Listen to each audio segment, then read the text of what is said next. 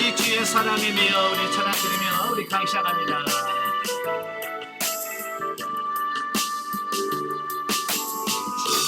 주의 사랑이며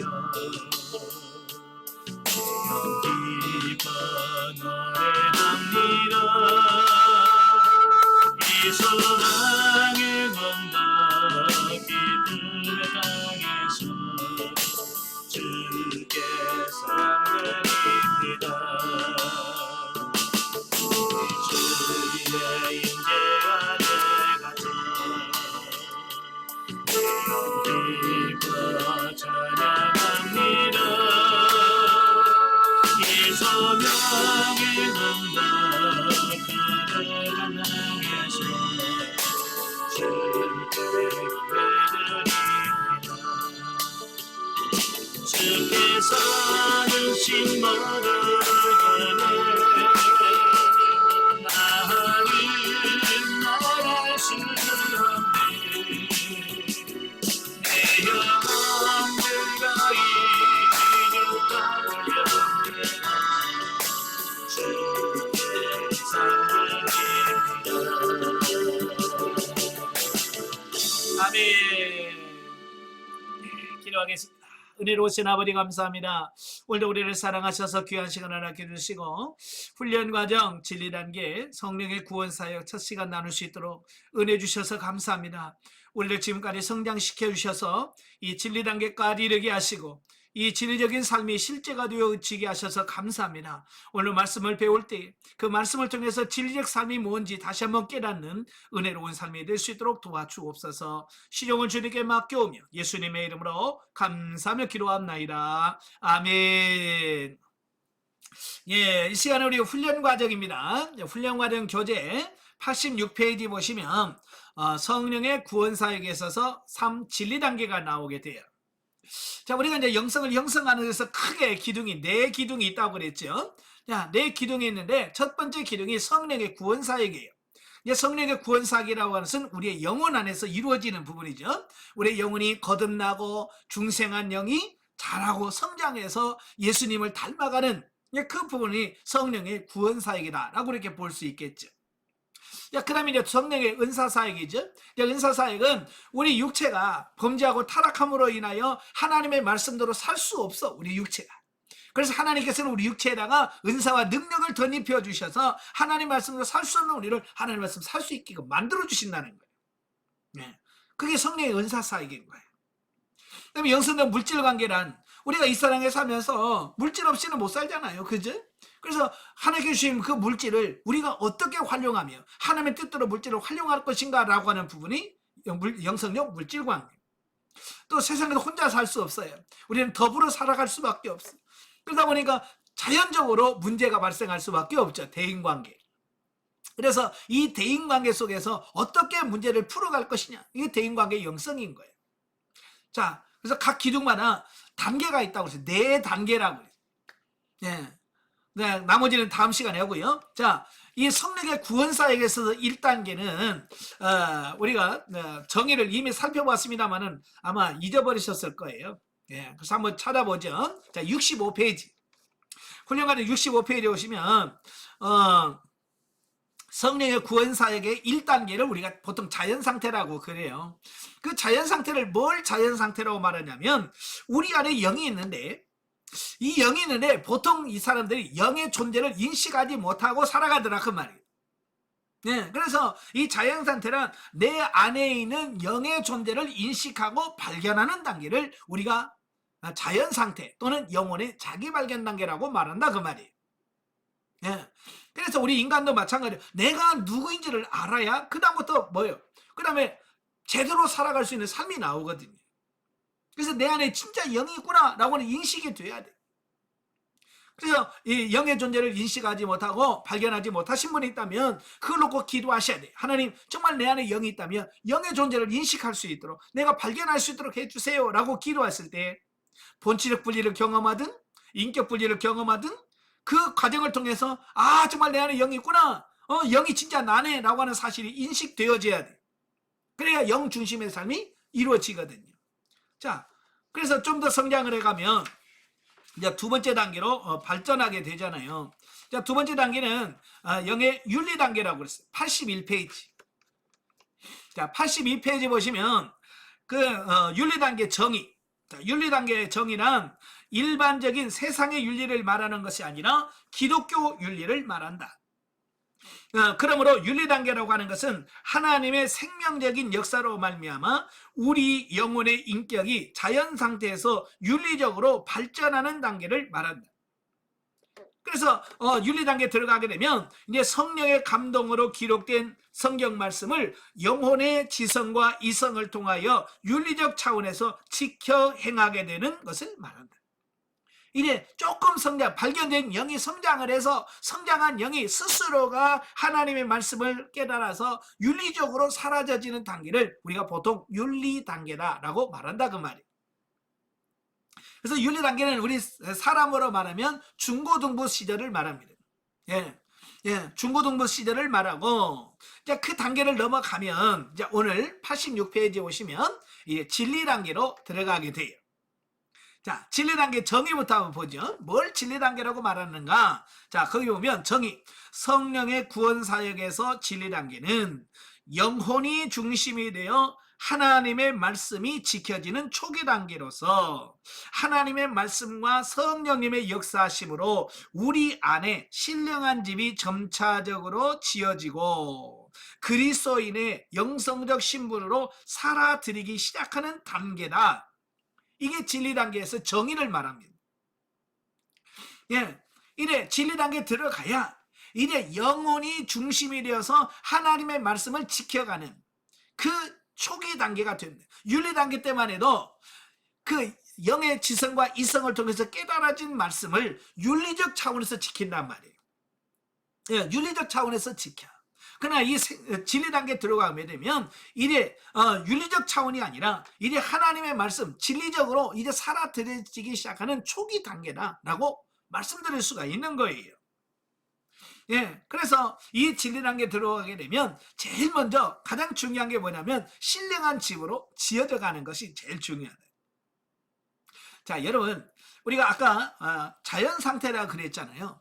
이 자연 상태에는 뭐냐면 지금까지 내가 옳다고 믿어왔던 내 스스로의 지은 집들이 있잖아요. 그죠?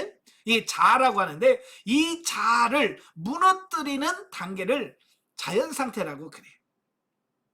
지금까지 내가 옳다고 믿어왔고 이렇게 신앙생활하면 될 거야 라고 자기가 알아왔던 모든 집들을 다 허무는 단계가 바로 자연 상태라고 볼 수 있어요.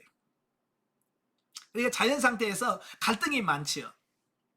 그 다음에 윤리 단계는 뭐냐? 그 다 허물어버린 그 털을 닦는 단계를 윤리 단계라고 보시면 돼요.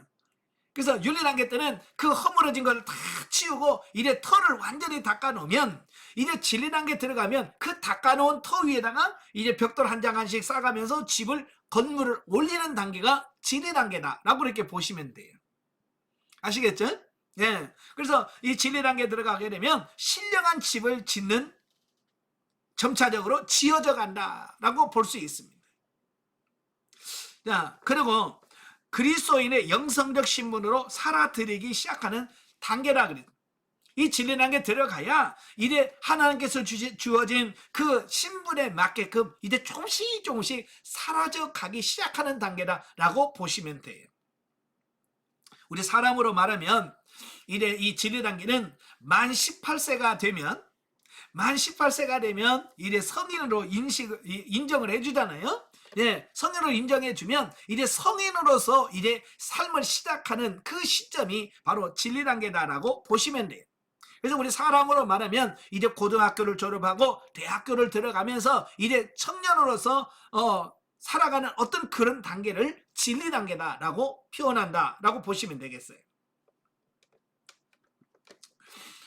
그래서 따라서 이 단계는 그리스도인의 영성적 신분에 맞도록 가치관이 바꾸어져 갈 뿐만 아니라 그에 따른 삶 또한 바뀌어져 간다라고 하는 겁니다. 그래서 이 윤리 단계를 거치면서 우리 사람도 그러잖아요. 이 사춘기를 거치면서 엄청난 변화가 일어나. 특별히 이 사고와 가치관, 생각하는 이런 차이, 뭔가를 무슨 많은 이 차이를 이 사춘기를 통해서 경험하고 체험해 가면서 어른으로서의 삶을 준비해가는 그 단계를 사춘기라고 말합니다. 그래서 사춘기를 어떻게 지나느냐에 따라서 결국 그 삶이 달라지는 거예요. 저도 이제 친구들 보면 그 초등학교 때는 참 착했던 아이들이 이 사춘기 들어가면서 아주 불량 청년으로 이렇게 불량 학생으로 이렇게 바뀌는 걸 보거든요. 자, 그래서 야, 이 사춘기가 그래서 중요하구나. 그죠? 그렇게 초등학교 때는 그렇게 순진하고 착하던 애가 이 사춘기 때 불량한 친구들하고 사귀더니 갑자기 이상해지는 경우들을 많이 보거든요. 그래서 우리도 이 영적인 사춘기 윤리 단계를 어떻게 잘 거치냐에 따라서 진리 단계에서 어떻게 하나님 앞에 섬기는 사람이 되느냐, 이게 굉장히 중요하다는 얘기를 하는 거예요. 자, 이 진리 단계에서 가장 핵심적인 주제는 뭐냐? 신령한 집을 짓는 생활입니다. 그러니까 이 진리 단계에서 가장 핵심은 뭐냐? 신령한 집으로 지어져 가는 것이 가장 핵심적인 거예요. 예, 물론 신령한 집을 짓는 생활은 진리 단계에서 완성되는 것이 아니고 생명 단계까지 이어진다. 예, 그러니까 아까도 말했죠.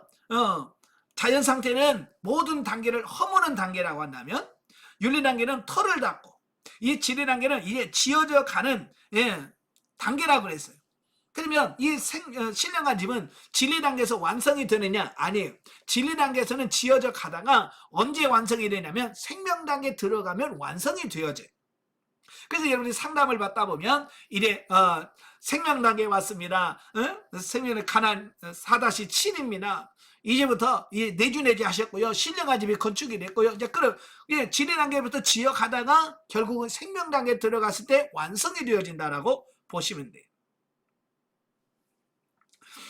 그래서 하나님의 말씀대로 사라진다라고 하는 것은 영혼의 인격이 주체가 되어 성경 말씀 원래 의도대로 지켜지는 것을 말하는데, 이러한 삶이 원활하게 이루어지려면 생명단계에 들어가야 가능하다.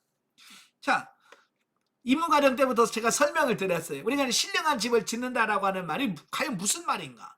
신령한 집을 짓는다는 말은 무슨 뜻인가? 라고 할 때 이 신령한 집이라고 하는 것은 성경 말씀대로 사라져지는 것을 신령한 집을 짓는다라고 표현한다, 그 말이에요. 아시겠죠? 그러니까 신령한 집을 짓는 것은 비유예요, 비유. 내가 하나님의 말씀대로 사라져지느냐? 그럼 신령한 집이 지어지는 거고, 하나님 말씀으로 사라지지 않는다라고 하는 말은 신령한 집이 지어지지 않는다는 얘기예요. 네, 그래서 이 진리 단계에 들어가면 하나님께서 항상 저와 여러분들을 훈련시키는 게 뭐냐면 하나님의 말씀대로 사라지느냐라고 하는 부분이에요. 그러니까 원수 같은 사람을 붙여주고 사랑하라고 그래, 용서해 주라고 그래.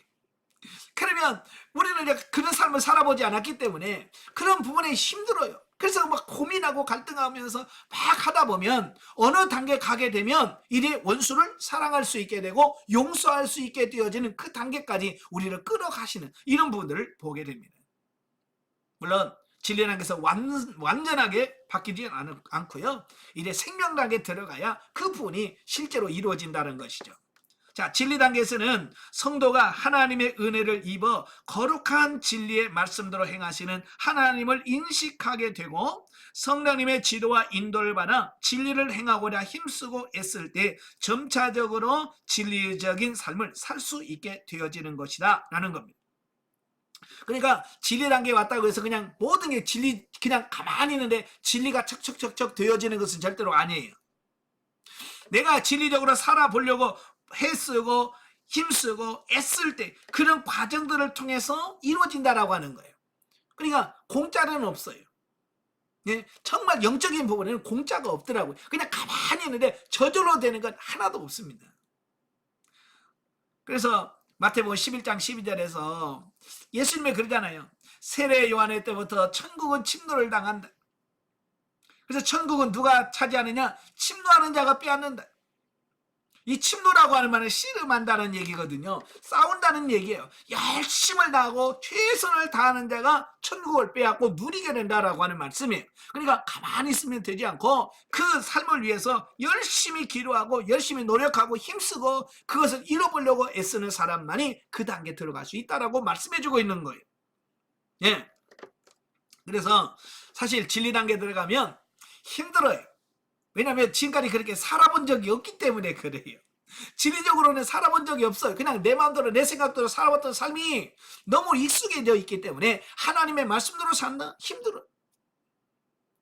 그러나 한 번 경험하고 두 번 경험하고 자꾸 경험하다 보면 아 이게 그런 거구나라고 인식이 되어지면 그때부터는 쉬워집니다. 아시겠죠? 그래서 그 단계가 올 때까지 여러분 끊임없이 기도하면서 노력하시고 애쓰셔야 돼요. 아멘. 자, 87페이지에 보시면 1. 진리 단계에서의 자아파세. 이 자아파세라는 말 참 많이 들어오셨죠? 예, 어때요? 자아파세 다 되셨습니까? 예, 나 자아파세 다 됐다 손 들어봐요. 아무도 안 계셔? 예, 이 자아파세는 어느 하루 어떤 단계에서만 되어지는 게 아니라 우리 전 인생의 전 과정을 거쳐서 조금씩 이루어져 가는 거예요. 그리고 이 단계에 따라서 자아 처리하는 자아가 다른 거예요. 우리가 보통 이제 훈련 처음 들어왔을 때 자연 상태에서의 자아 처리, 그러니까 자연 상태와 윤리 단계에서의 자아 파쇄는 이런 거예요. 세상에서 태어나면서 형성되어진 자아. 그죠? 세상에 태어나서 살면서 경험하고 체험하면서 길들여진 자기 자신만의 윤리, 도덕적인 가치관, 또 선악을 분별하는 어떤 주관적인 판단 기준, 이런 것들이 자아거든요. 근데 이것들이 이 윤리 단계와 자연 상태에서 이게 깨지는 거예요. 그래서 예전에는 옳다고 여겨왔고 옳다고 생각했던 부분들이 이 부분에서는 아닌 것으로 달라지고 이거 바뀌어지는 이런 부분적인 현상들이 나타나게 돼요. 자, 그러면 진리 단계에 왔을 때의 자아 파쇄는 뭘까? 진리 단계에 와서 파쇄하는 자아는 무슨 자일까? 네, 이건 뭐냐면 어찌 보면 진리 단계에서의 자아는 자기화된 자아의 파쇄라고 보시면 돼요. 자기화된 자아. 자, 이게 뭐냐면 우리 자아도 선한 자아가 있어요. 내가 봐도 나는 이런 게 참 좋아. 나는 이런 성격이 난 참 좋아. 라고 하는 그런 성격이 있다 그 말이에요. 여러분도 있죠? 여러분도 나는 너무 싫어 하는 성격이 있는가 하면 이 정도는 이것은 나도 모든 사람한테 자랑할 만해 라고 하는 어떤 성격이 있어요. 예를 들어서 나는 가난한 사람, 불쌍한 사람을 막 도와주고 싶은 막 그런 마음이 있다 그 말이에요. 이건 선한 자아거든요. 그럼 어쨌든 그것도 자아예요. 그지? 자아인데 우리는 착하단 말이에요. 그래서 우리는 선한 자아이기 때문에 요건 괜찮아 라고 말한다 그 말이에요. 그런데 바로 이 진리 단계에 들어가게 되면 바로 그렇게 내가 여겼던 선한 자아, 자기화된 자아, 이런 부분들이 하나씩 깨진다 그 말이에요. 예. 그래서 예를 들어서 이런 거예요. 예를 들어서 내가 길을 가는데 가난한 사람이 있어. 그래서 이 선한 자아가 작용을 해서 도와줬어요. 도와주면 하나님께서 칭찬을 해야 되는데 그 칭찬하는 것이 아니라 하나님께서 책망으로 와요. 그래서 하나님 나 착한 일 했는데요. 예, 너는 성령의 지도인들을 받지 아니하고 네 마음대로 한 것이 그게 죄야. 자, 그걸 지적해 주는 거예요. 예. 그러면 이 선한 자가 뭔지를 이해한 사람들은 맞아요. 내가 잘못했습니다. 하나님께 묻지 않고 행한 게 이게 죄입니다. 이래야 되는데 뭐가 문제예요 그게? 우리가 보통 그래요. 그게 뭐가 문제? 불쌍한 도와준다는데 칭찬을 못하면 왜 책망을 합니까? 이렇게 나간다고 말이에요. 그래서 이 선한 자를 처리하는 게 이게 쉽지 않아요. 우리 자신도 그게 문제가 된다고 생각을 안 해요. 예, 그렇기 때문에 이 선한 자, 예, 또 뭐냐면 그럴듯한 자, 자 이런 것들이 있어요. 그럴듯한 자라고 하는 게 뭐냐면 마치 이스라엘 백성들이 아이성을 치고 치고 승리하고 있는데, 그 기본 거민들이 뭐예요? 가장을 하고 꾸미고 오잖아요. 그죠?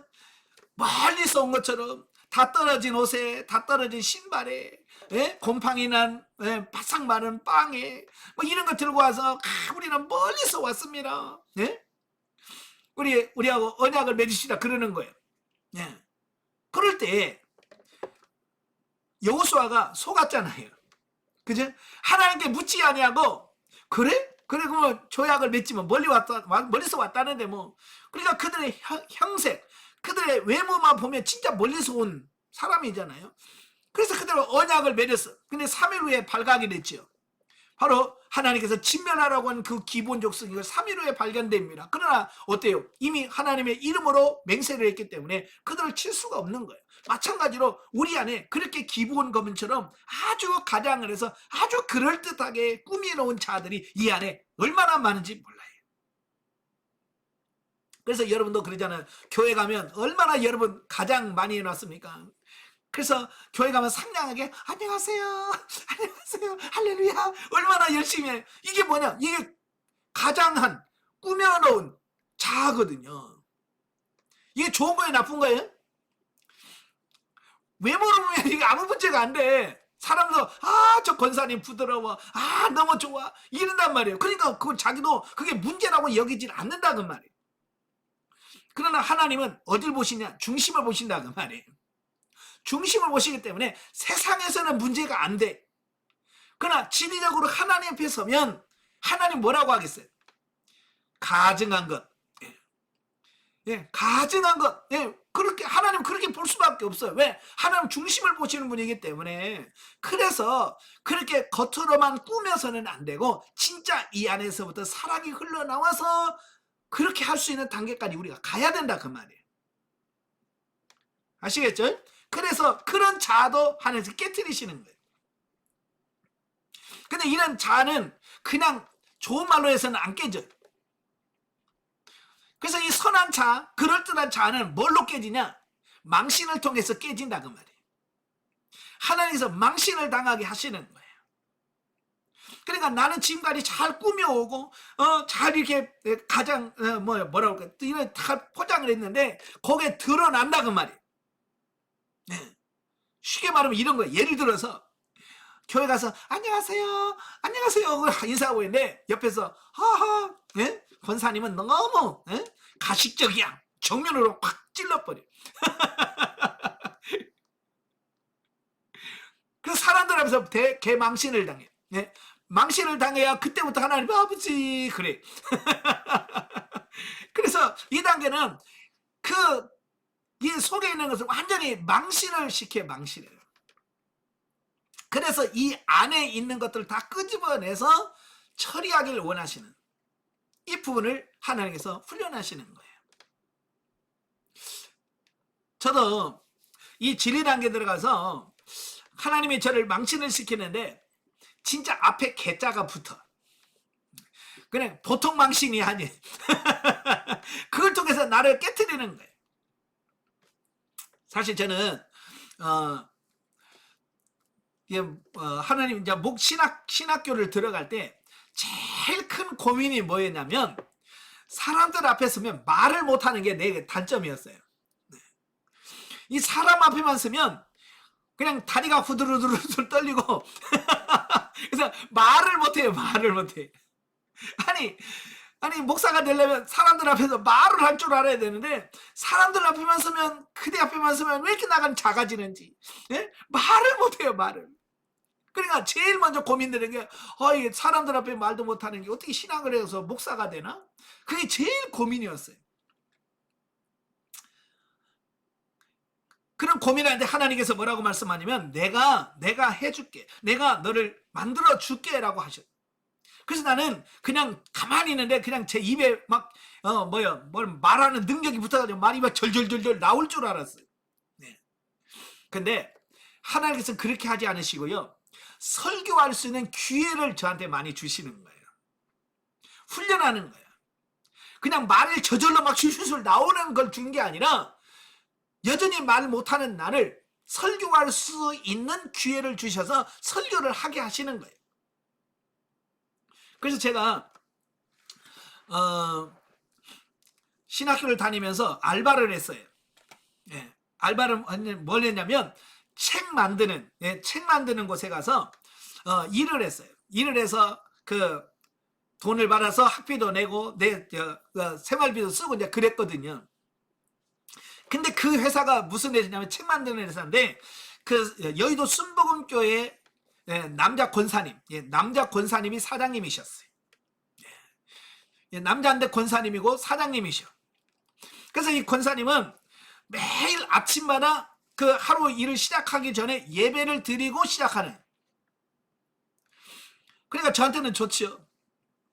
그래서 그곳에 가서 이제 알바로 하고 이제 공부를 하는데 그 회사에는 직장 전도사님이 계셔요. 전도사님이 계셔서 그 아침마다 예배를 인도하는 거예요. 아침마다 예배를 인도해. 근데 제가 신학교 들어가고 그 회사에 들어간 지 보름 만에 그분이 갑자기 개척한다고 사임을 하셨어요. 개척을 한다고 사임을 하니까 갑자기 이제 직장에 있는 전도사님이 없어져 버린 거예요. 사임을 하니까 안 계신 거예요. 그러니까 사장님이 저를 부르더라고요. 권군, 뭐 신학교 한다며, 그러면 다음 주부터 아침에 예배 인도해. 그래서 하루아침에 그 직장에서 매일 아침마다 일주일에 6일이잖아요. 지금은 주 5일이지만 옛날 토요일까지 근무했으니까 아침마다 가서 8시 반부터 9시까지 예배를 30분 동안 인도를 해야 돼. 매일. 제가 뭐 신학교 들어간 지 보름도 안 됐으니까 2주 됐으니까 뭘 배운 게 뭐 있겠어요. 신학교 들어가서 뭐 이제 처음 가니까 개강 부흥회 한다고 일주일에 집회하더라고요. 그래서 시간마다 막 은혜 받고 그 다음 주 갔더니 이제 교수 소개하고 이제 교재 어떻게 할 겁니다. 앞으로 강의 어떻게 할 겁니다. 그 말 듣고 났는데 나보러 신학교 다니니까 전도사 하려는 거예요. 야, 정말 그럼 알았습니다고 했죠 뭐. 근데 뭐 할 줄 알아야지 뭐. 설교를 배워보기를 했어. 성경을 배우기를 했어. 아무것도 배운 건 없는데 어떻게 해요? 그래서 그때부터 이제 훈련하는 거예요. 훈련. 이게 설교를 압니까? 성경을 압니까? 그래서 제가 그때부터 기독교 서점에 가지고 설교집을 샀어요. 설교집을 사가지고 그 설교집을 들고 와서 설교를 할 수는 없잖아요. 그걸 이제 요만한 쪽 노트에다가 그걸 막 베껴서 적고 요약을 하고 막 또 맞게끔 막 이게 바꾸고 막 해가지고 가서 한다는 게 제가 설교한다는 게 뭐 설교를 합니까? 그냥 읽는 거지 뭐. 처음에 뭐 압니까? 그 읽는 것도 못해. 덜덜덜 떨려가지고 읽는 것도 잘 안 돼. 참 하나님께서 그렇게 훈련을 시키시더라고요. 그래서 1년을 그렇게 하셔. 1년을 하니까요. 이제 어느 정도는 설교에 자신감이 생기는 거예요.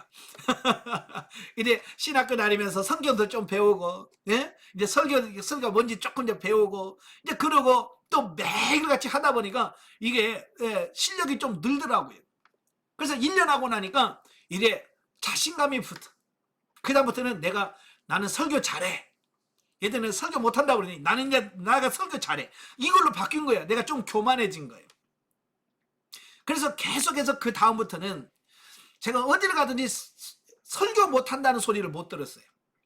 1년 동안 그 훈련을 하고 나니까 설교에 자신감도 생겼고, 그러니까 어딘지 가면 전도사님 설교 잘합니다. 대단합니다. 뭐 이런 말 들었어요. 그리고 목사 안수까지 받고, 이제 개척까지 했어요. 개척했는데도 성도들이 저보고 설교 잘한대. 목사님 설교 잘해요. 은혜로워요. 뭐 그러니까 나는 설교를 잘한 줄 알았어요. 그러다가 영성훈련을 받고 이 진리 단계에 들어왔어요. 영성훈련을 받고 진리 단계에 들어왔는데 설교를 하려고 섰는데 어느 날 갑자기 하나님께서 설교가 안 되게 하시는. 하루는 정말로 제가 지금도 기억해요. 예, 정말 강대상에 서기 전에 하나님께 기도하잖아요. 하나님 오늘 본문 말씀은 뭔데요? 하나님 어떤 말씀을 전할까요? 그러면 하나님께서 이 머릿속에 정리를 시켜줘요. 서론은 뭘로 시작할 거고 1대지는 뭐고 2대지는 뭐고 3대지는 뭐고 결론은 뭐다라고 하는 이 부분이 그 강대상에 서서 설교하기 전에 하나님께 기도하면 그게 머릿속에 착착착착 정리가 돼요. 원고가 없어도 그 정리한 그것으로 설교가 돼요. 그런데 어느 날 강대상에 앉아서 하나님께 기도하는데요, 이 머리가 텅 비어버린 거 있잖아요. 그냥 아무것도 생각이 안 드는 거예요. 주일날 오전 예배 드리는데 진짜 아무것도 생각이 안 나는 거예요. 큰일 났어요. 그래서 찬양 15분 전에 이제 예배 15분 전에 찬양을 인도하잖아요. 뭐 제가 담임 목사면서 뭐 다른 부교육자가 없으니까 내가 인도해야 되잖아요. 찬양 인도하면서 아버지 말씀을 주세요. 말씀을 줘야 설교할 거 아닙니까? 그런데 찬양을 하면서 아무리 해도요, 진짜 아무 생각이, 진짜 일도 생각이 안 나는 거예요. 난 그런 거 처음, 진짜 이게 싹 지워진다는 말이 진짜 머릿속에 아무 생각이 안 들어요. 그냥 창세기 창자도 생각이 안 나요. 하나님의 하자도 생각이 안 나요. 제가요 벌써 목회를 시작한 지가 10년이 넘었거든요. 그러니까 짬밥만 10년이면 진짜 어떻게 뭘 해도 설교를 할 수 있어요. 예? 그런데 진짜 기억이 하나도 안 나는 거예요. 시간은 점점 가고, 이래 교동문도 하고 사도신경도 하고 대표 기도도 다 마쳤고, 이래 이제 설교 시간이 다 돼요. 이제 성경 본문을, 자 오늘 본문 성경 본문이 있겠습니다. 그래서 본문을 읽는데도 진짜 머리에 진짜 하나도 생각이 안 나는 거예요. 진짜 나 그렇게 생각하는 처음이에요. 그러니까 본문 읽으면서 아버지 빨리 말씀을 주셔야 돼. 말씀 줘야 설교합니다. 그런데 본문을 다 읽었는데도 진짜 아무 생각이 안 나는 거예요. 진짜 나 그런 거 처음이에요. 그래서 본문 읽고 나서 이제 하나님께서 오늘 이 말씀을 주십니다. 그래야 되는데 그 말도 안 나오는 거예요. 이제는 입이 딱 붙어가지고 아무 말도 안 나오는 거예요. 그냥 내 입에서는 이게 어밖에 안 나오는 거예요. 그냥 진짜 아무 말도 안 나오는 거예요. 진짜 아무 말도 안 나. 그러니까 한 1, 2분 지나가는데요, 그 1, 2분이 몇십 분 지나가는 것 같아요. 뭐라도 쥐어짜서 설교를 해야 되는데 진짜 머릿속에 텅 비어서 아무 소리도 안 나오는 거예요. 그래서 하고 있다가 우리 본문을 다시 한번 읽겠습니다. 그랬어요. 본문 다시 한번 읽겠습니다. 다시 한번 읽으면서 뭐라도 하나 뭐 생각나는 게 있어야 말할 거 아니에요. 그래서 읽다 보면 뭐 생각나겠지. 그래서 본문 다 같이 읽겠습니다. 그래서 본문을 다시 한번 읽었어요. 읽었는데 여전히 만 하고 있어요. 아무 말도 안 나오는. 그래서 세 번째 우리 본문을 다시 한번 읽겠습니다. 그래서 본문을 세 번 읽었어요. 세 번 읽었는데도 진짜 아무 생각이 안 나요. 또 만 나오네. 그래서 세 번째 그러고 나서 제가 그랬어요. 오늘은 하나님께서 제게 말씀을 주지 않습니다. 그래서 그냥 찬송가 하고 예배를 마쳤어요. 그러니까 30분인가 됐어요. 11시부터 시작해서 11시 30분에 예배 축도까지 다 했는데 11시 30분이에요. 뭐 설교를 했어야 시간이 갔는데 설교를 안 해서 시간이 안 갔죠. 네. 그래서 이 설교 끝나고 나서 성도님 아이고 안녕하세요. 그동안 잘 지냈습니까? 뭐 인사도 해야 되잖아요. 청소를 했는데 아이고 인사할 이게 용기가 안 나는 거예요. 도무지 그렇게 죽을 쓰고 어떻게 가서 인사를 하겠어요. 그래서 축도 끝나고 나서 안녕히 가세요. 그러고 저는 그냥 강대상에 돌아 앉아가지고 그냥 못 내려가고 그냥 아버지 이럴 수 있습니까 하고 진짜 빨리 성도들 빨리 가라고 그 가기를 기다리면서 막 했는데요. 다른 때는 예배 끝나자마자 잘 가더니 그날따라 안 가셔. 너무 일찍 끝나가지고 안 가셔. 아무도 안 가. 10분을 앉아있는데 아무도 안 가는 거예요. 할 수 없이 10분 후에 제가 일어나 가지고 가서 "아유 죄송합니다." 하고 이게 악수도 하고 그러는데, 성도들이 저부터 뭐라고 말씀하냐면, 내가 죄송해야 돼야 된다고 해야 되는데 성도들이 뭐라고 말씀하냐면 "목사님 죄송해요." 그래요. 나는 설교 안 했어. 설교 중만 썼어요. 어만 하고 왔고요. 본문 3번만 읽었어요. 근데 성도들이 뭐라고 하냐, "목사님 죄송해요." 아니 뭐가요? 그랬더니 "저들이 목사님을 위해서 기도해야 되는데요. 저희가 기도 못했습니다." 성도들이 회개가 나오는 거예요.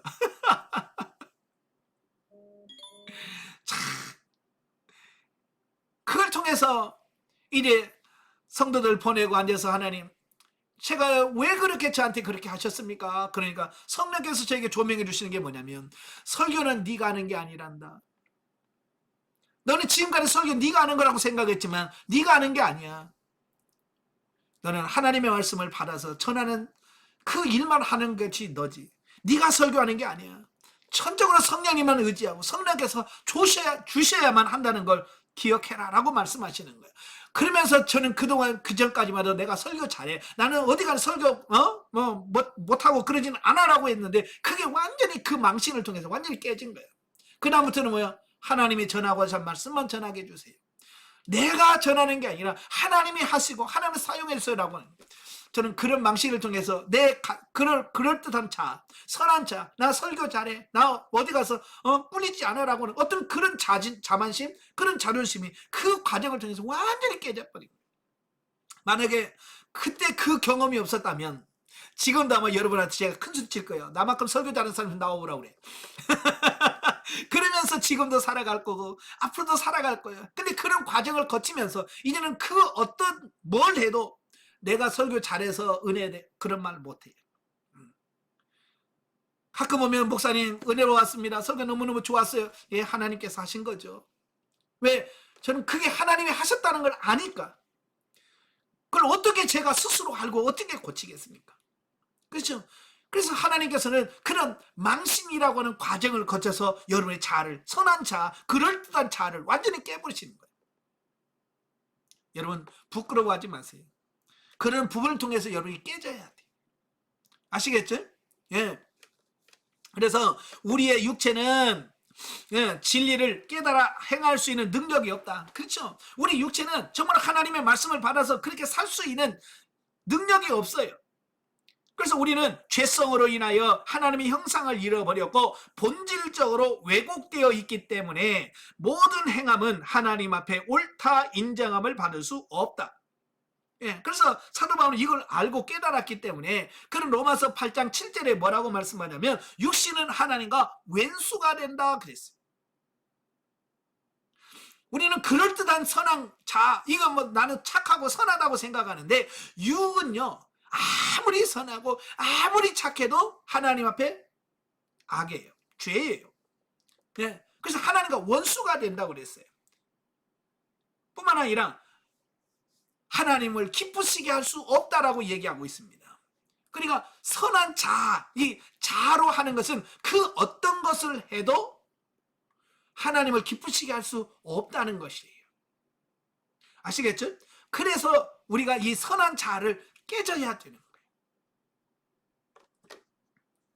그러므로 비록 영혼이 거듭난 자라 할지라도 성숙하지 못하면 영혼의 의도대로 행하기보다는 육체의 소욕으로 행할 때가 많아 쓴뿌리를 낼 수밖에 없다라고 하는 사실이에요. 그래서 우리가 거듭나고 성장하고 뭐 성숙했다고 하지만 여전히 쓴뿌리가 뽑히지 않아서 그게 처리가 되지 않으니까 여전히 그런 삶을, 육신 중심의 삶을 살 수밖에 없다는 거예요. 그러므로 성령께서는 친히 환경, 조건, 사건을 조성하셔서 우리 혼에 붙어있는 육적 자아를 파쇄하심으로 속사람이 자연스럽게 흘러나올 수 있도록 도와주신다. 예, 그래서 육체로는 살 수 없기 때문에 이 육체의 강한 육을, 이 겉사람을 파쇄함으로 우리의 영 속사람이 흘러나와서 살아갈 수 있도록 하나님께서 역사하신다라는 사실이에요. 아멘. 그래서 여러분들이 감사하셔야 돼요. 안 되는 게 더 감사하셔야 돼요. 근데 우리는 안 되면 여러분이 더 힘들어하죠. 그죠? 안 되면 너무 힘들어하는데 사실은 안 될 때 감사해야 되거든요. 예, 안 될 때가 왜 깨지는 때거든요. 내가 자아가 파쇄되는 때예요. 그러니까 안 될 때 감사하셔야 돼. 예, 지난번에 상담하는데 어느 분이 저한테 그래요. 목사님, 요즘요 기도가 안 돼요. 예, 기도가 안 돼요. 그래. 그래서 감사하세요. 제가 그랬어요. 안 되는 걸 감사하시고, 예, 그냥 하나님 와서 앉아만 계셔요. 예, 하나님 앞에 앉아만 계셔요. 많은 분들이 기도가 안 된다고, 에이, 어차피 가서 뭐 기도도 안 되는데 뭐 가봐야 소용없지 뭐 그냥 집에서 쉬지 뭐 이런단 말이에요. 그러니까 실패하는 거야. 안 되더라도 그냥 하나님 앞에 가서 앉아만 있어도 그것은 성공한 거예요. 아시겠죠? 예. 사실 기도라고 하는 것은 잘 된다 안 된다 누가 평가하는 거예요? 여러분, 기도 잘 된다 안 된다 누가 평가하는 거예요? 지금 내가 하고 있잖아요. 그죠? 기도의 평가는 내가 하는 게 아니라 하나님이 하시는 거잖아요. 그죠? 하나님이 오케이 하면 오케이인 거예요. 근데 우리는 자꾸 내 기준으로서 잘 되니 안 되니 그러고 있다 그 말이에요. 하나님 앞에 앉아만 있으세요. 그러면 되는 거예요. 자, 그 다음에 두 번째, 겉사람과 속사람의 인격 분리. 자, 영혼 속사람은 본래 하나님을 경험하게 되면 그 하나님을 사랑할 수밖에 없다. 그분이 우리로 사랑하게 하신다. 예, 이것은 마치 뭐가 같으냐면, 예, 어릴 때는 이성에 관심이 없다가도 이 사춘기 들어가고 어느 단계 들어가게 되면 이성에 관심을 갖게 돼요. 예, 내가 몇 살 때부터 이성에 관심을 가져야지라고 생각하는 게 아니라 그냥 어느 순간이 되면 이성에 관심을 갖게 되고 자연적으로 이성을 바라보게 되는 눈이 열려져. 마찬가지로 영적으로 성장하게 되면 하나님을 사랑하는 어느 수준에 가면 하나님을 사랑하고 싶어하는 그 마음이 우리 안에 생겨. 왜? 자연적으로 영은 하나님을 사랑하게끔 되어 있기 때문에 그런 거예요. 그러나 여전히 우리의 육체가 세상 속에 있는 죄의 법을 사랑함으로 큰 갈등을 경험하게 되는데, 죄의 법을 따라간다면 이는 아직도 육신 중심적인 신앙생활을 하고 있다라고 봐야 된다라고 하는 거예요. 그러나 진리 단계에서 하나님의 법과 죄의 법에 번갈아 순종하면서 점차적으로 영 중심으로 바뀌어져 가는 가운데 육체의 인격, 겉사람과 영혼의 인격, 속사람이 분명히 분리되어 쉽게 영혼의 의도를 따라 행할 수 있게 된다. 그러므로 겉사람과 속사람이 인격적인 분리되는 것은 영 중심으로 살기 위한 필수 과정이다. 아멘. 제가 1단계부터 자연상태부터 영과 육에 분리하는 이런 부분이 필요하다라고 말씀을 드렸어요. 그죠? 네, 이런 인격 분리 경험을 통해서 확실히 영은 이거구나, 혼은 이거구나 라고 하는 이 부분들을 구분할 수 있고 분별할 수 있어야 되는 겁니다. 네, 그게 안 되면 나중에 성장해서 계속해서 영적인 삶과 육신적인 삶이 구분이 안 돼요. 그래서 헤매는 겁니다. 우리가 사람도 그러잖아요. 사춘기 들어가게 되면 너나 나나 다 힘들어요. 근데 왜 사춘기 때 힘드냐면 바로 이런 거예요. 본능과 이성이라고 하는 부분이 서로 대립하는 거예요. 이제 육체가 성장하면서 육체의 본성이 나오잖아요. 그죠? 이 육체의 본능이 나오고 이걸 절제하고 다스려야 되는데 이거 육체의 본성은 막 나오는데 이성은 덜 성장을 안 한 거예요. 덜 성장은 이게 절제가 안 되는 거죠. 예? 그죠? 그래서 이 본능과 이성의 싸움이 사춘기거든요. 그래서 갈등이 심해진단 말이에요. 예. 그러나 좀 더 성장을 하게 되면 이제 육체의 본성이 이성이 성장을 하게 되면 이성이 본능을 지배하고 다스리는 수준이 와요. 그러면 사춘기가 그때 끝나가게 되고 그때 사람들이 뭐라고 하냐면 아유 이제 네가 철들었네 라고 하는 그 단계가 온다 그 말입니다. 영적으로도 마찬가지예요. 영적으로도 이런 갈등들이 있어요. 여러분 사도 바울 보면 사도 바울을 우리가 영성의 대가라고 말이에요. 영성에 가장 잘된 사람을 뽑으라고 한다면 사도 바울을 1순위로 뽑습니다. 그렇다고 한다면 사도 바울은 처음부터 이게 잘 됐을까라고 하는 거예요. 처음부터 그냥 영 중심의 사람으로 막 됐을까요? 로마서를 보세요. 로마서를 보면 그렇지 않아요. 로마서 특별히 7장을 보세요. 로마서 7장을 보면 사도 바울이 얼마나 영적 갈등을 겪었는지를 보셔요. 거기 뭐라고 그래? 나는 내가 원하는 바 선은 행치 아니하고 내가 원치 않는 바 악은 행하는도다. 사도 바울도요, 하나님의 뜻대로 막 살고 싶어. 그래서 막 하나님 말씀을 막 살려고 하는데, 이게 하루를 지나놓고 보면 하나님의 뜻을 산 것보다도 여전히 죄 가운데 있는 자기 모습을 보는 거예요. 실망인 거죠. 사도 바울은 사도예요. 그저는 사도인데도 불구하고 여전히 자기가 죄 가운데 사는 자기의 모습을 보는 거예요. 하나님이 원하는 삶을 살지 못하고 있는 자기를 발견하게 되는 거예요. 그러면서 고민하면서 그가 통곡합니다. 뭐라고 고백합니까? 오호라 나는 곤고한 사람이로다. 누가 이 사막의 몸에서 나를 건져내려라는 그런 탄식을 합니다. 오늘 저와 여러분이 진리단계에 들어가게 되면 그런 탄식이 필요한 거예요. 아버지 나는 왜 살지 못합니까? 나는 왜 이렇게 살아야 됩니까?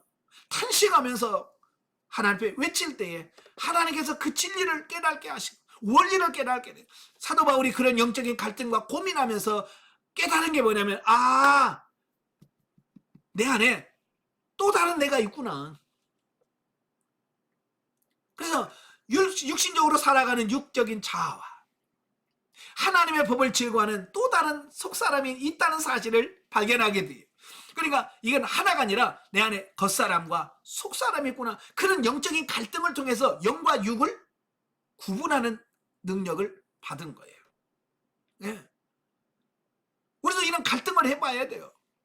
아시겠죠? 이런 갈등을 하고 이런 고민을 하고 이런 몸부림이 있어야 사도 바울처럼 영과 육을 분별하고 구분할 수 있는 이런 능력이 생기는 거예요. 그냥 가만히 있으니까 이게 안 되는 겁니다. 오늘부터라도 안 되신 분은 기도하셔야 돼. 다른 거 없어. 아버지 영과 육을 겉사람과 속사람을 분리시켜 주시고 분리된 경험을 통해서 겉사람의 성격과 속사람의 이런 부분들을 이해하고 깨달을 수 있도록 해주세요 라고 기도하셔야 돼. 영성훈련 해도 10년이 돼도 이걸 경험하지 못하면 영 중심의 삶이 안 나오는 거예요. 그러니까 맨날 헤매는 거예요. 맨날 물어도 대답이 없어요. 하나님의 뜻을 잘 모르겠어요. 맨날 하는 이유가 뭐냐면 이 겉사람과 속사람이랑 분리가 안 되고 구분이 안 되니까 거기서 계속해서 혼란 속에서 살아갈 수밖에 없는 거예요. 자, 세 번째, 성경 말씀을 진리적 차원으로 경험한다. 독자적으로 영혼의 지성과 이성, 감정이 상당히 개발되어 있는 상태이기 때문에 성경 말씀을 더 깊은 차원에서 경험하게 된다.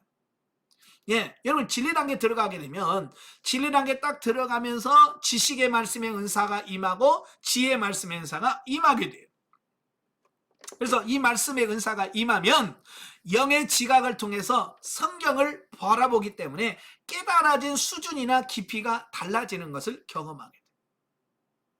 제가요 상담을 받는데 어느 날 갔더니 상담하시는 분이 뭐라고 말씀하냐면 축하합니다. 진리 단계 들어가셨어요. 이제 진리 단계 들어가셨고요. 이제 지식의 말씀의 은사와 지혜의 말씀의 은사가 임했습니다. 그래서 예 알겠습니다. 감사합니다 하고 상담 끝나고 집에 와서 성경을 보는데요. 정말 신비로운 경험을 했어요. 집에 와서 똑같은 성경이에요. 똑같은 성경을 보고 성경이 있는데 막 성경이 움직여요. 진짜 살아 움직이는 걸 경험하게 됐어요. 정말 말씀은 살아있고 운동력이 있어 좌우에 날쌘 것보다 예리하고 뭐 찔러 쪼개고 막 그런 말을 들었지만 성경 말씀이 움직이는 걸 처음 경험해 본 거예요. 그래서 성경 말씀을 보면요, 성경 말씀이 진짜 뭐 이렇게 저렇게 해서 짝을 이룬다고 하잖아요. 짝짝짝짝 이루어지면서 움직이지는데 신기한 경험을 하게 돼요. 내가 지금까지 그 성경을 보면서 이런 뜻이 있었구나, 이게 그때서 알아지는 거예요. 그렇게 수없이 성경을 읽고 설교도 하고 그랬음에도 불구하고 발견하지 못했던 진리들을 그때그때 발견하게 되어지는 겁니다. 얼마나 감사한지. 사실은 저는 이제 성경에 대한 부분은 저는 이제 자랑이 아니고요. 저는 어렸을 때부터 성경에 대한 지식은요. 성경에 대한 지식이 많았어요. 성경을 그냥 알아지더라고요. 신기하게. 그래서 제가 초등학교 때 다니는 그 주일학교 다니면서 교회에서 성경 퀴즈대회 하잖아요. 성경 퀴즈대 하면 어른들, 권사님들, 집사님들 다 같이 해요. 예, 초등학교는 초등학교는 저도 있는데 교회에서 성경 퀴즈대 하면 제가 1등이에요, 항상. 초등학교 때부터 초등학교 4학년, 5학년 때부터 교회에서 성경 퀴즈 대회 했다면 내가 항상 1등이에요. 어른들하고 하는데. 참 신기하게 그래 성경 말씀에 대한 이런 뭐 이해도나 뭐 기억하는 거 요건 잘 돼. 그러니까 말은 잘 못해도 이 성경에 대한 이런 부분이 있어요. 그래서 신학교 들어가면서 성경고사 보고 신대원 들어갈 때도 성경고사 보고 또 신대원 다니면서도 또 성경고사를 또 봐요. 그래서 신대원 다니면서도 성경 시험 봐서 60점 안 넘으면 패스가 안 돼요. 졸업이 안 돼요. 내년에 다시 그 시험 봐가지고 60점 이상이 되어야 합격을 해요. 근데요, 저는 신기하게 성경 공부 안 했는데도 불구하고 다 돼. 특별히 이제 신대원 때는 이래 기숙사에 4명이 한 방에 4명이 쓰는데 그 4명이 모여서 이제 금요일, 월요일 날 기숙사 들어가서 금요일 날 수업 끝나고 이제 집에 가거든요. 그냥 목요일 날 저녁이 되면 이제 전부 다 이제 뭐 다 교육 전도사들이니까 이제 목요일 날 저녁이 되면 이번에 가서 뭘 설교해야 되지? 이것서 이제 각자 이제 교회 가서 주일학교, 중고등부, 청년부 설교할 걸 이제 같이 나누면서 이제 준비를 해요. 그래서 나는 무슨 본문을 뭘로 했고 제목은 뭘로 하고 대지는 뭐 이렇게 해서 결론은 이렇게 했는다. 이제 그 이야기를 하거든요. 근데요, 그게 안 되는 사람들이 많아요. 그래서 본문은 잡았는데 본문은 정했는데 제목을 뭘로 해야 될지 모르겠다. 그리고 본문하고 제목은 잡았는데 이걸 1대지, 2대지, 3대지 이걸 어떻게 해야 될지 모르겠다고 하는 친구들이 있어요. 그것 때문에 고민을 막 해. 그러면 어디 봐봐. 보면 제 눈에는 싹 보여. 1대지 요거, 2대지 요거, 3대지 요거면 되겠네. 그러면 아주 저를 신비하게 쳐다봐. 어떻게 그렇게 잘하냐? 나중에 영성 올려 말하니까 제가 지식의 말씀의 은사와 그 지혜의 말씀의 은사가 있고요. 예? 말씀의 능력이 있고 그게 있더라고요. 그게 제가 원래 공부를 잘해서 하는 줄 알았는데 그게 아니라 이미 하나님께서 저를 이 땅에 보내시면서 그런 부분에서 잘 되도록 하나님께서 특화되게 만드셨기 때문에 저에게 그런 능력이 있었던 거예요. 그런데 그 차원하고 그 지식의 말씀의 은사와 지혜의 말씀의 은사가 임하고 나서 본 성경의 또 깊이는 또 다르더라고요. 차원이 다르더라고요. 그래서 이거 성령님께서 깨닫게 하시고 성령께서 이렇게 하시는 이분이 이렇게 크구나, 이걸 깨닫게 되어지는 거예요. 그러면서 말씀을 진리적으로 경험하게 되면서 세상 모든 것이 하나님의 뜻대로 말씀대로 이루어진다라고 하는 이 부분이 믿어지더라고요. 정말 사람이 떡으로만 사는 것이 아니라 하나님의 입에서 나오는 말씀으로 살 것이라고 하는 말이 무슨 말인지 이해가 되더라고. 그때 이래서 말씀으로 산다고 하는구나. 그게 경험되어지는 거예요. 그걸 경험되어지면서부터 제가 조급함이 사라졌어요. 그전에는요, 제 성격이 번개불에 콩튀어 먹는다고 그랬거든요. 지금도 가끔 급하긴 하지만 옛날에는 더 급했어요. 근데 모든 게 하나님의 말씀으로 된다라고 하는 것이 믿어져지니까 그다음부터는 내가 이렇게 조급하게 뭘 할 필요가 없다. 그러면서 이 조급함이 사라지더라고요. 그러면서 기도의 내용과 설교 내용이 달라져요. 모든 게 하나님의 뜻대로 되어진다라고 하는 게 믿어져지니까 이 기도가 벌써 달라지고 설교가 달라져요. 그러면서 이제 어떤 일들을 보면 하나님이 역사하시는 섭리, 하나님의 손길들이 이렇게 좀 보여지기 시작하는 거예요. 하나님이 이렇게 하시려고 이렇게 인도하시는구나. 이게 하나님의 섭리가 조금씩 보여지기 시작하는 거예요. 그래서 진리단계에 들어가면서 정말로 많은 깨달음이 있었습니다. 욥이 뭐라고 그래요? 욥이 욥이 세 친구들이 왔지만 세 친구들이 욥 이겼어요? 못 이겼어요? 못 이겼잖아요. 욥의 세 친구들이 욥을 가지고 또 죄 때문이야 막 해서 욥이 끄떡도 안 했어요. 그런데 하나님 만나서 하나님 말씀 한마디 들으니까 뭐라고 그래요? 욥이 여호와께 가로되 나는 미쳐나오니 무엇이라 주께 대답하리까? 손으로 내 입을 가릴 뿐이니라. 내가 한두 번 말하였은즉 다시는 더하지도 아니하고 대답지도 아니하고. 그 전까지만 친구만 해도 친구가 말 못할 정도로 그냥 대꾸 바닥바닥 했는데 하나님만 만나고 보니까 어때요? 하나님은 대꾸할 말이 없는 거예요. 유무원입니다. 여러분, 하나님을 만나야 돼. 그래야 이렇게 된다고요. 그러면서 욥이 42장 1절부터 6절에 말씀 쭉 말씀하면서 뭐라고 말씀해요? 예? 내가 주께 대하여 귀로 듣기만 하였었더니 이제 눈으로 주를 배웠나니 아니다. 그러므로 내가 스스로 하나여 티끌과 재 가운데에서 회개하나이다. 그 전까지면 이 친구들이 너는 죄 때문이야 라고 그렇게 해도 나는 의로워, 나는 정직해 라고 그렇게 했는데 하나님을 만나고 보니까 이제 뭐야? 완전히 깨진 거예요. 깨지면서 뭐라고 그래요? 하나님 앞에 이제 내가 주께 귀로만 들었어. 이제 눈으로 봅니다. 저는 이때에 욥이 윤리 단계에서 진리 단계로 들어갔다라고 보는 거예요. 그럼 욥이 왜 그런 고난을 받았을까요? 예, 윤리 단계에서 진리 단계로 넘어가도록 하기 위한 하나의 훈련이었다는 사실을 보게 되는 거예요. 그래서 욥이 그냥 아무 이유 없이 훈련받은 게 아니고 그를 영적으로 윤리 단계에서 얼마나 철저하게 했습니까? 예, 그 10자녀 중에서 생일이 되어서 잔치를 벌이면 혹시라도 이들이 하나님께 범죄했을까봐 그 생일 파티 끝나면 그들을 위해서 일일이 번제를 드리고 얼마나 철저하게 했습니까? 이 윤리 단계에서 윤리적인 부분에 철저했습니다. 그러나 그 단계에서 머물기를 하나님 원치 않으시고 그 다음 단계 진리 단계로 넘어가기를 원하셨던 거예요. 그래서 그가 10자녀를 치고 가진 재물 다 뺏고 심지어는 머리부터 발끝까지 악창이 나게 하시고 이런 고난을 보는, 또 새 친구를 보내서 그냥 찔러내고 파트너 강하게 하시고 그런 이유가 뭐예요? 예, 윤리 단계에서 진리 단계로 욥을 한 단계 업그레이드하기 위한 과정이었다는 사실이에요. 여러분도 이런 훈련의 과정을 통해서 이런 고백을 하기를 원하신다라 그 말이에요. 그래서 시편 119편 103절에서 105절에 보면 주의 말씀의 맛이 내게 어찌 그리 단지요 내 입에 꿀보다도 더하니라. 주의 법도로 인하여 내가 명철하게 되었으므로 내가 모든 거짓을 미워하나이다. 주의 말씀은 내 발의 등이요 내 길의 빛이니라.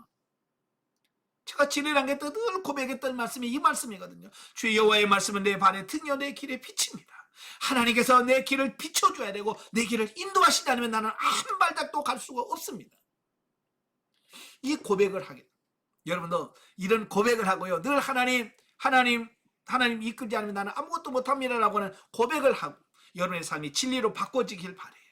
자, 그 다음에 네 번째, 신령한 집으로 지어진다는 것. 자, 신령한 집을 지어진다라고 하는 것은 영이 주체가 되어서 하나님의 말씀대로 사라지는 삶을 말한다.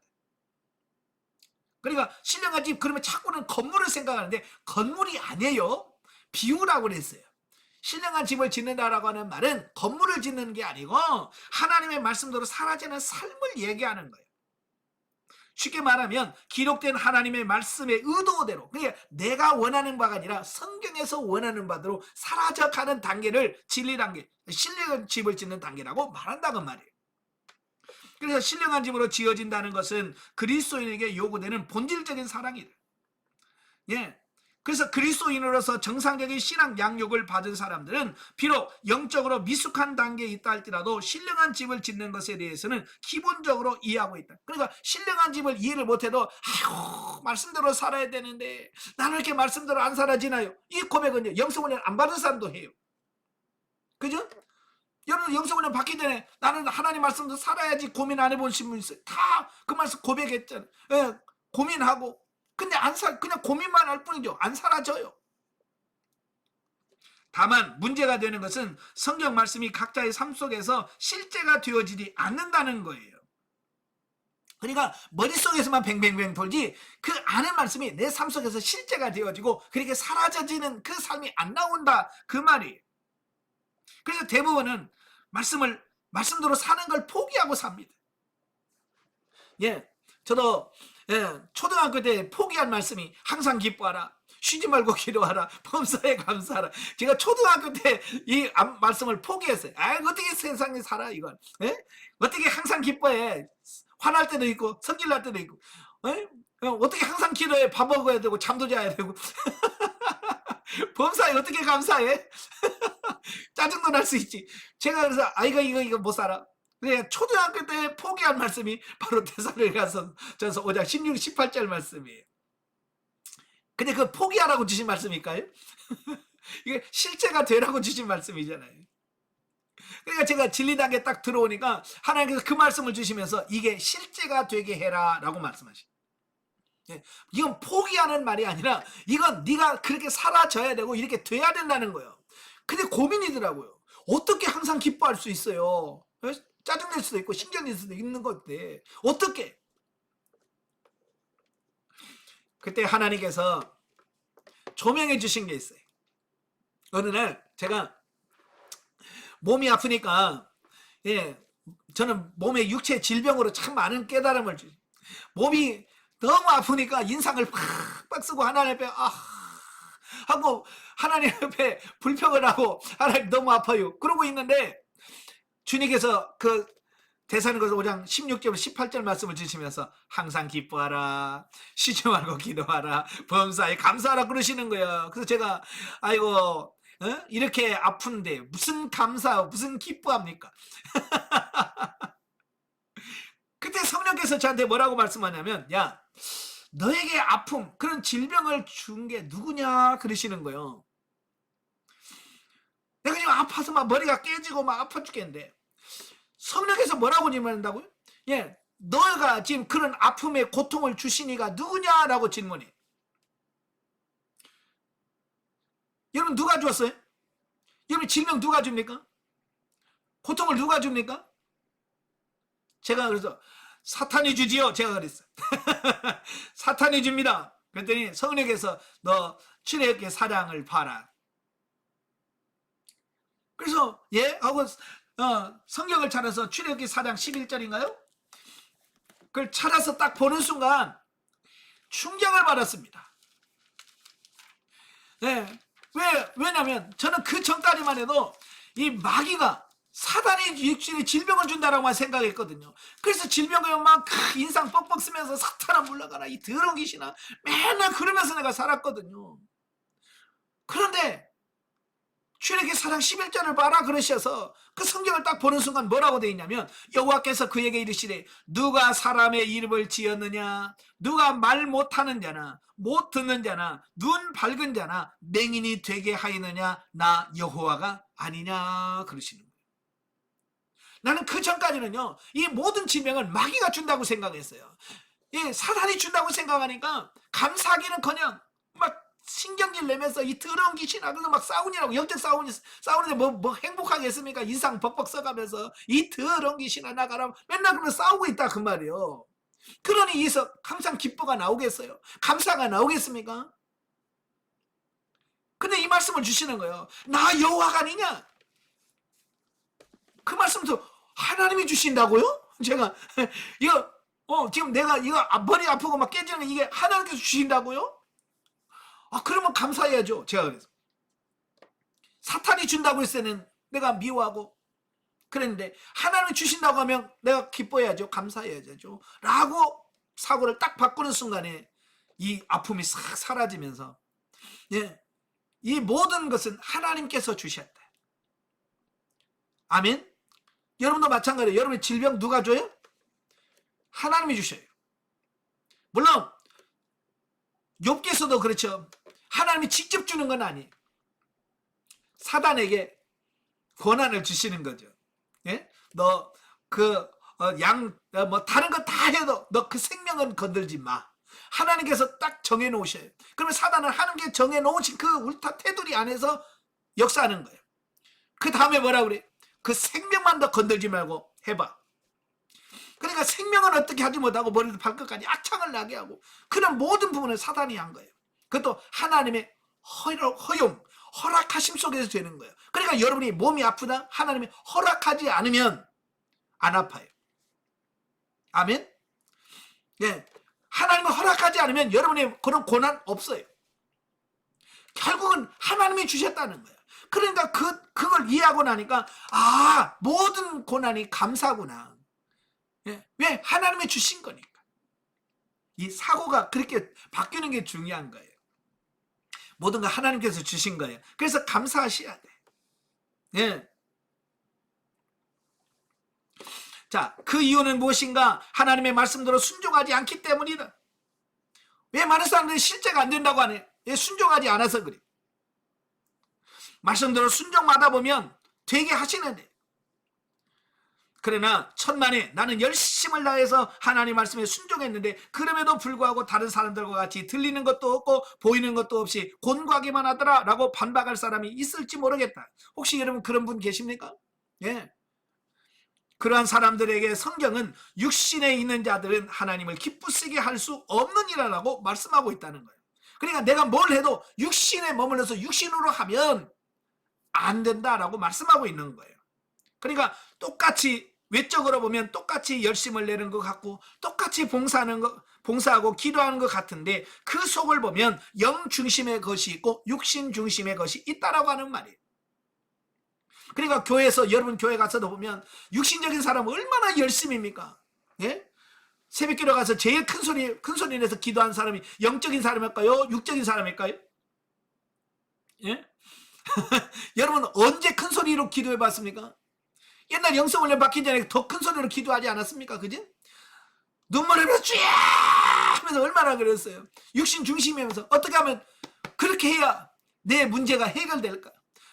육적인 어떤 욕망, 욕심 때문에 그렇게 기도했단 말이에요. 여러분 육신의 욕망이 강할수록요 더 강하게 기도합니다. 더 크게 기도합니다. 더 간절히 기도합니다.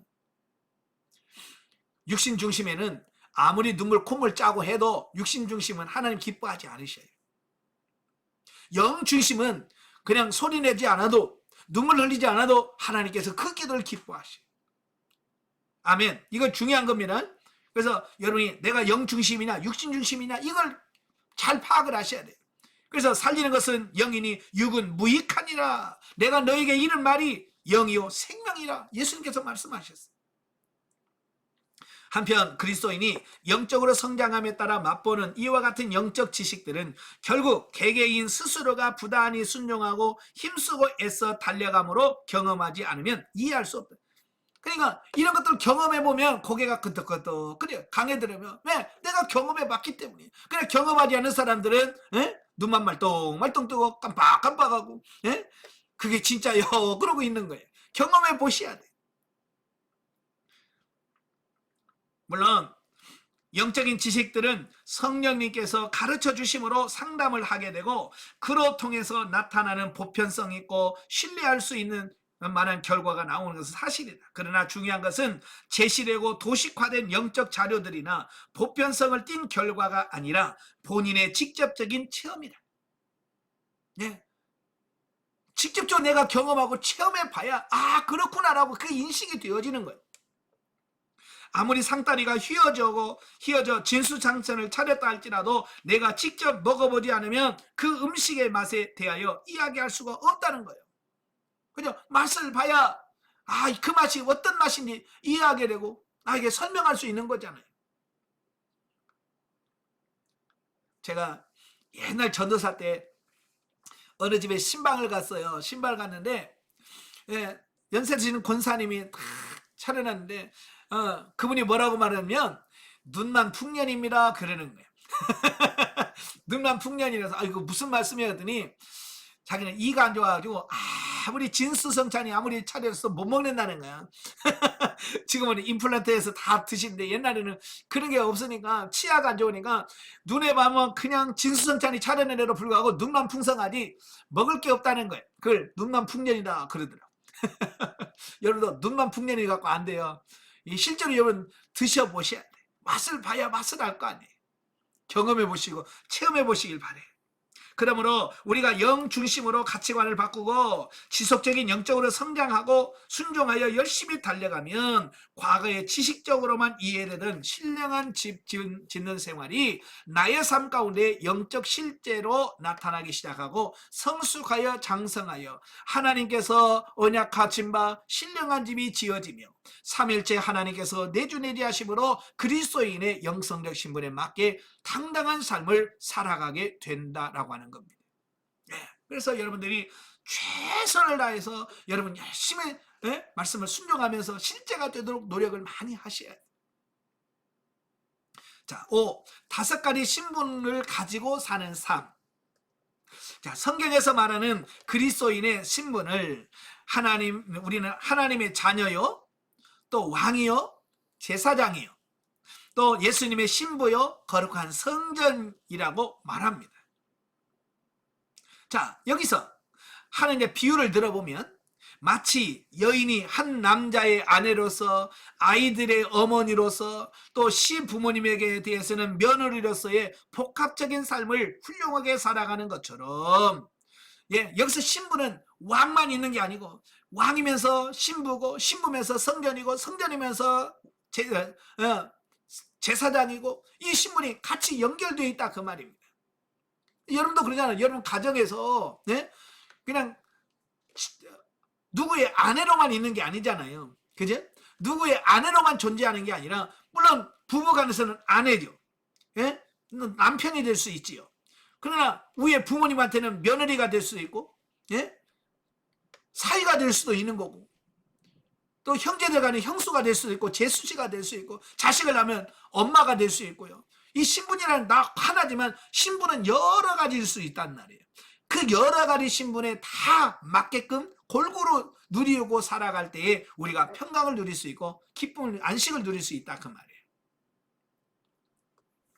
자, 여기서 진리로 자기를 이기고 죄를 이기고 환경을 다스리고 마귀를 물리쳐 이기는 과정을 통해서 자녀로서의 권세 있는 삶을 살고 왕으로서 온전히 다스려 마귀를 물리치는 삶을 살며 자기를 정결하게 하여 제사장적인 삶, 곧 온전한 제사를 드리는 삶을 살고 신랑 되신 예수님의 성결한 신부로서 아름다운 모습을 가꾸어 나가는 삶을 살아 삼일째 하나님이 거하시는 거룩한 성전으로서의 삶을 살아드리는 것이다. 아멘. 여러분 자녀를 낳아서 길러보셨잖아요. 자식을 낳아서 길러보면 어때요? 그 자식들 어디 가서 기죽지 않으려고 나는 진짜 헐벗어서도 애들한테 메이커 옷 사서 입히고 메이커 신발 신기고, 그게 부모의 마음이잖아요. 어떻게 하든 이 자녀들이 어디 가서 기죽지 않고 자녀답게 떳떳하게 살도록 하려고 하는 게 그 부모의 마음이잖아요. 하나님도 마찬가지인 거예요. 하나님이 여러분도 하나님의 자녀로서 어디를 내놔도 여러분들이 당당하게 살아가는 모습을 하나님 보기를 원하시는 거예요. 만약에 여러분의 자녀들을 학교에 보내면 맨날 얻어 터지고 와. 여러분 어떻게 속상하지? 내가 얻어 터지고 오라고 학교 보낸 거 아니잖아. 친구들과 잘 어울리고 해서 누구나 대인관계 잘 되고 이런 사람을 만들기 위해서 보내는 거잖아요. 하나님 똑같은 거예요. 여러분 맨날 가서 대인관계에서 깨지고 와봐. 하나님 기뻐하시겠습니까?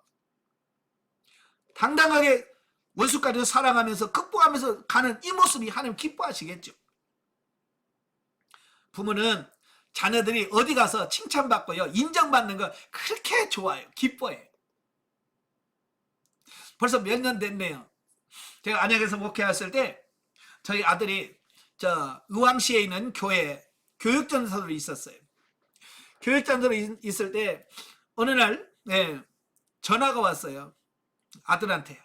왜? 그랬더니 담임 목사님이 저를 모시다가 헌신 예배를 인도하고 싶다고 말씀하신다고, 시간 되냐고.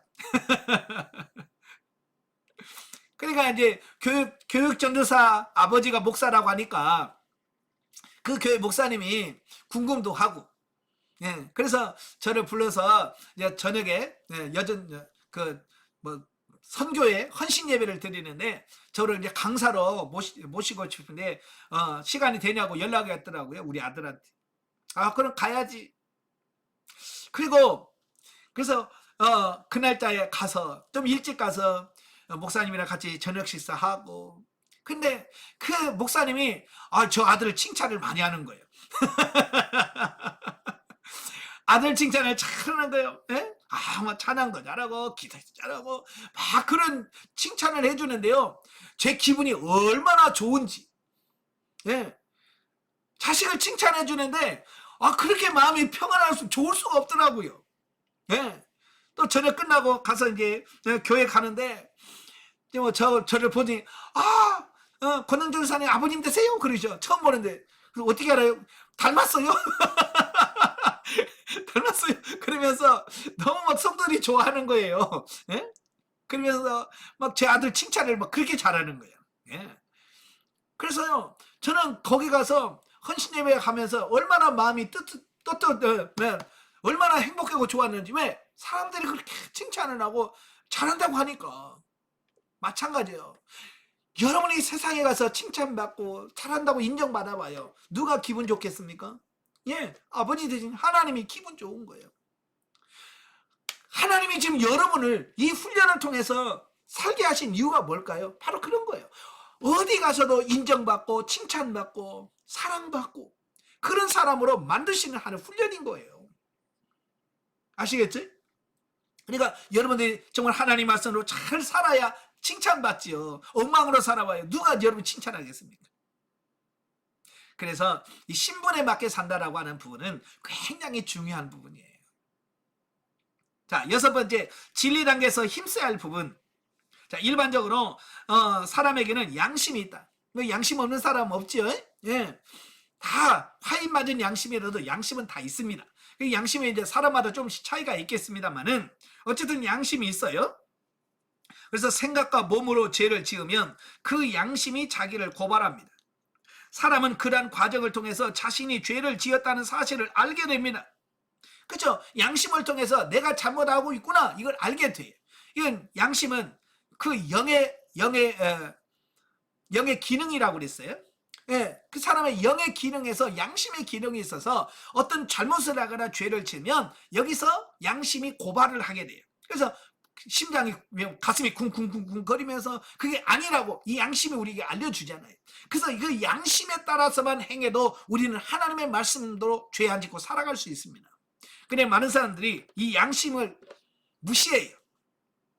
네. 예를 들어서 신호등이 아닌데 횡단보도가 아닌데 건너갑니다. 여기서 가슴에서 쿵쿵쿵쿵 신호를 해도 어때요? 무시하고 건너가죠. 무시하고 건너가요. 양심을 무시합니다. 자꾸 그러면요 나중에는요 이게 이제 감각이 무뎌져요. 그래서 신호등 그 횡단보도 막 지나가도요 여기서 쿵쿵도 안 해요. 왜? 무시해서 그 양심이 마비돼 버려. 그 부분에 대해서. 예. 그래서 이 양심은 마비가 되어주면 안 돼요. 그래서 그 작은 양심의 외침의 소리를 듣고 순종하면 여러분 죄지지 않게 돼요. 그래서 영성이 형성이 되면 이 양심의 기능이 회복이 돼요. 그래서 양심이 선한 양심이 작용을 해요. 그래서 자그만 거라도 이 속에서 양심이 여러분에게 호소합니다. 그래서 양심대로만 순종하셔도 여러분은 승리하는 사람이 됩니다. 또한 그 양심의 기능을 통해서 반복적으로 통제와 절제 훈련을 하게 되고 결과적으로 자신과 죄를 이기게 된다.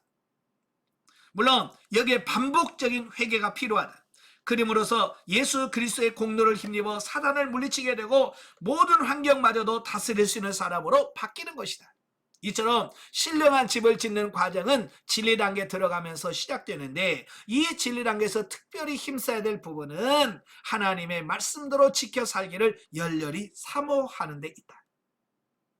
예, 진리 단계에서 제일 중요한 게 뭐냐면 하나님의 말씀대로 내가 살아야 되겠다. 그렇게 해야 되겠다라고 하는 그 마음이 중요하다는 거예요. 철저하게 성령님의 지도와 인도를 받아서 살아가야 한다는 말이에요. 한편 성령의 지도와 인도를 받으려면 성령의 은사를 활용해야 하는데 하나님의 말씀이 재료가 되고 성령의 은사가 도구가 되어서 말씀을 지켜주고 작용함으로 마침내 신령한 집으로 지어진다. 예, 성령의 은사 사역에서 다시 이 부분을 설명할 건데요. 예, 신령한 집을 짓는 재료가 말씀이고 도구는 은사라 그랬어요. 그래서 이 은사들이 활용이 안 되면 신령한 집을 지을 수가 없어요. 그러니까 방은 방언을 해야 하나님과 교제가 되어지고 통역이 되어야 무슨 말인지 알아듣고 무슨 뜻인지 알아듣죠. 그래서 예언이 되어야 하나님의 뜻이 뭔지 이해가 되어지고 깨달아져. 그래야 하나님의 뜻을 순종할 수 있는 거지. 방언 안 되지, 통역 안 되지, 예언 안 되면 어떻게 하나님 말씀을 듣고 어떻게 깨달아 순종할 거예요. 그래서 기도해야 된다는 얘기예요. 기도해서 이런 은사들이 그냥 자연스럽게 이루어질 때, 네? 방언과 통역과 예언을 통해서 하나님의 뜻을 정확하게 이해하게 되고 깨달아졌을 때 내가 그 말씀으로 사라져지는 진리적 삶이 나오게 되어지는 거예요. 그러기 위해서는 어떻게 해야 된다고요? 열심히 기도하셔야 돼. 은사가 잘 활용될 때까지. 아멘. 그래서 여러분들이 은사가 도구가 되고 말씀이 재료가 돼서 신령한 집을 잘 짓는 여러분 되시기를 바랍니다. 한 주간도 여러분 기도 힘쓰시길 바래요. 아시겠죠? 네, 기도하겠습니다. 은혜로우신 아버지, 오늘 성령의 구원사역 진리단계 첫 시간 나누었습니다. 우리가 정말 영적으로 성장이 되어서 우리의 삶이 신령한 집으로 지어져서 하나님의 말씀대로 사라져지는 그 단계가 되어야 되는데 우리는 여전히 아직도 하나님의 말씀대로 사라져지는 그런 부분이 부족합니다. 하나님, 철저하게 우리가 신령한 집으로 건축이 되어져서 이래 성경에 기록된 그 하나님의 말씀대로 사라져지는 우리 삶이 되어지게 하옵소서. 이를 위하여 더 기도하며 힘쓰고 애쓰는 우리가 다 되어지게 하옵소서. 예수님의 이름으로 감사하며 기도합나이다. 아멘. 하나님께 드립니다.